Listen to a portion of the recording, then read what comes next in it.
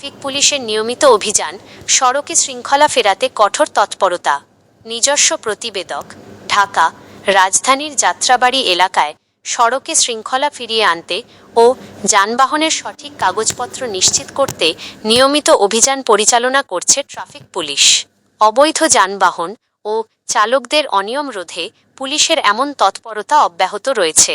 সরেজমিনে দেখা যায়, যাত্রাবাড়ির গুরুত্বপূর্ণ সড়কগুলোতে ট্রাফিক পুলিশ সদস্যরা দায়িত্বরত থেকে বিভিন্ন যানবাহনের কাগজপত্র যাচাই বাছাই করছেন।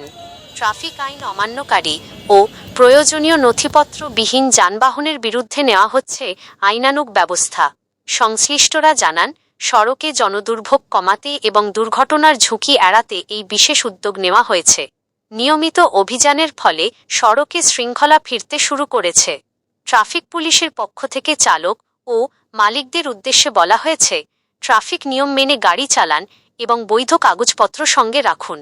নিজের ও অন্যের নিরাপত্তা নিশ্চিত করতে সচেতন হওয়ার বিকল্প নেই।